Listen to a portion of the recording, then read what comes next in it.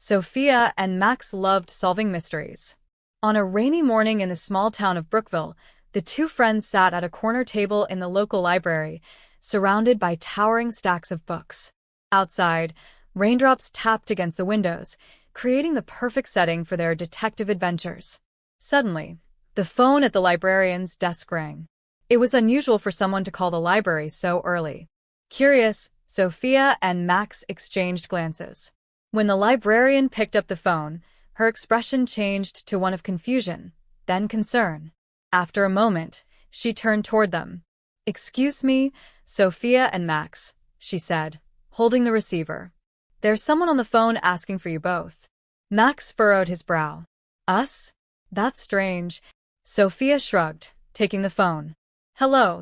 A low, mysterious voice came through the line.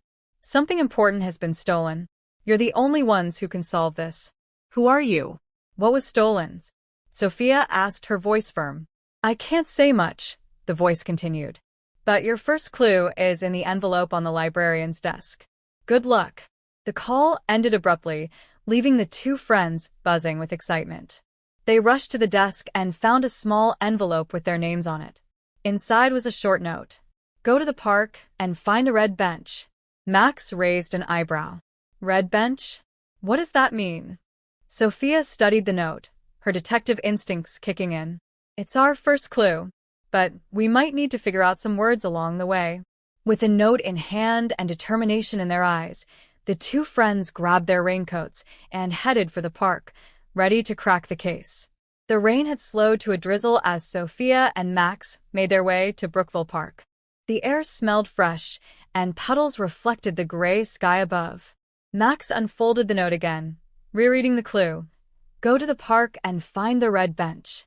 When they arrived at the park's entrance, they paused to look around. A few people walked their dogs, while others jogged along the paths. The park was dotted with benches, but none in sight were red. "What does bench mean, anyway?" Max asked, tilting his head. Sophia thought for a moment. "I think it's a place to sit. Let's ask someone to be sure." They approached an older man feeding the ducks near the pond. Sophia greeted him with a polite smile. "Excuse me, sir. Can you help us?" "What does bench mean?" The man chuckled kindly. "A bench is a long seat, usually found in parks. See those wooden ones over there?" He pointed toward a row of benches near the playground. Oh, "Thank you," Sophia said, pulling Max toward the area. The two scanned the benches one by one until they finally spotted it, a bright red bench near a large oak tree. Max grinned. "Found it." As they approached, Sophia noticed something tucked underneath the bench. She crouched down and pulled out another note. It was damp from the rain, but the words were still legible. "Look under the tree."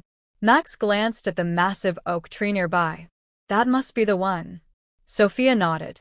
"Let's check it out." With excitement building, they walked over to the oak tree, ready to uncover the next clue. The oak tree stood tall and proud in the center of the park, its branches stretching wide like arms. Sophia and Max circled the tree, searching for anything unusual. "There!" Sophia exclaimed, pointing to a small tin box wedged between the roots. She carefully pulled it out and opened it. Inside was a folded piece of paper. "It's a map," Max said, examining the sheet. The map showed various landmarks in Brookville, marked with red arrows leading to what appeared to be an X. Sophia furrowed her brow. "What does north mean?" Max hesitated, then shrugged. "I think it's one of the directions, but which one?" Sophia tilted the map, trying to make sense of it. "Okay, north must be this way," she said, pointing straight ahead, "since the sun rises in the east, and that's over there." The two followed the red arrows on the map, weaving through the park's winding paths. Along the way, they encountered other unfamiliar words like left and right. "What does left mean?" Max asked at one point. Sophia stopped and thought. "It means this way," she said, raising her left hand. "And right is the opposite." "Got it," Max replied, nodding. As they walked, they practiced saying the directions aloud. "Turn left, go right, head north." With each step, the words felt more familiar, and they grew more confident. Finally, The map led them to a small bridge over a stream. A red arrow painted on the side pointed toward a nearby building. That must be the next stop, Sophia said, clutching the map. Come on, Max. We're getting closer. Sophia and Max followed the map's last arrow to a small, cozy shop at the edge of the park.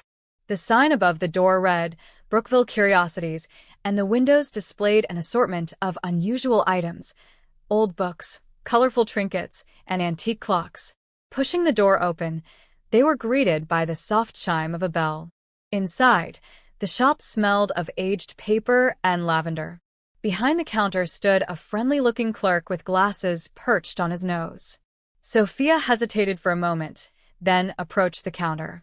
She had been practicing what to say on the way over. Excuse me, sir. Can you help us? We are looking for a clue, she said carefully. The clerk smiled. A clue, you say? Let me see. He reached under the counter and pulled out a small envelope. Does this look like we're searching for? Max leaned in eagerly as Sophia opened the envelope. Inside was a piece of paper with another simple instruction. Follow the red arrows to the treasure. Sophia looked up at the clerk. Thank you. This is exactly what we needed. You're welcome, the clerk replied. Good luck finding your treasures. As they left the shop, Max held the note up to the light. Red arrows, like the ones on the map? Exactly, Sophia said, pointing to the map's next destination. We need to keep our eyes open for more arrows. Let's move. The two friends walked down the cobblestone path outside the shop, scanning their surroundings for the telltale red marks. With the end of their journey in sight, their excitement grew. Sophia and Max followed the red arrows painted on trees, fences, and lampposts, their anticipation building with each step. The trail led them to an old, abandoned gazebo in the middle of a quiet clearing. This must be it, Max said, looking around. The gazebo was weathered, its white paint peeling, but there was something magical about its stillness. Sophia pointed to the floor. Look, there's another red arrow. They crouched down and spotted a small, rusted lockbox hidden beneath one of the wooden benches. Sophia carefully pulled it out, brushing off the dirt. It's locked, she said, turning the box over in her hands. Max examined the lock and noticed a keyhole shaped like a star. Do we need a key? Sophia's eyes lit up as she reached into her pocket. Wait! The envelope from the shop. She pulled out a tiny, star-shaped key that had been tucked inside. With a click, the lock popped open, and the box creaked as Sophia lifted the lid. Inside, they found a leather-bound book titled Your Treasure Awaits. Max opened the book to the first page, where a handwritten note read, Congratulations, Sophia and Max. You've completed the adventure. But remember, the true treasure isn't gold or jewels. It's the knowledge you've gained along the way. Keep learning. And the world will always be full of treasures to discover. Sophia smiled, flipping through the book. It was filled with English words and phrases they had encountered during their journey, along with helpful tips and illustrations. This is amazing, Max said. It's like a guide to everything we just learned. Sophia nodded. And it's a reminder that we're capable of figuring things out, no matter how tricky they seem. As they sat in the gazebo, they reflected on their adventure. The treasure wasn't just the book, it was the confidence they'd gained in using their new language skills. Sophia and Max sat together on the old bench in the gazebo, feeling proud of their journey. The rain had stopped, and the sun peeked out from behind the clouds, casting a warm glow over the park.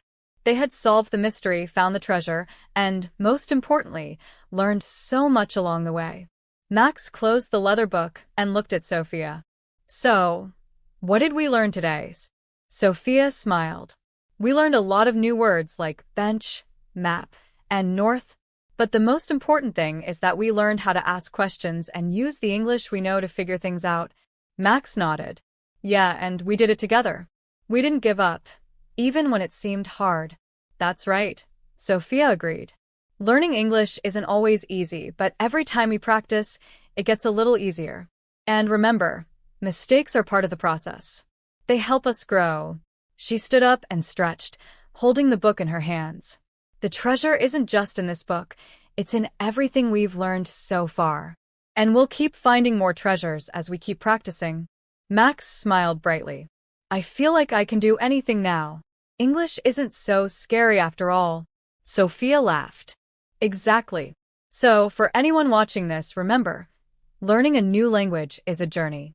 It might be challenging at times, but every step you take brings you closer to your goals. Sophia paused, looking directly at the camera, her voice filled with encouragement. Keep practicing, and soon enough, you'll be discovering your own treasures. Don't forget to subscribe and check out our next adventure to keep learning with us. Until next time, keep going. Max waved. Good luck, everyone. With a final smile, they both walked away, ready for their next adventure, knowing that their treasure hunt had only just begun.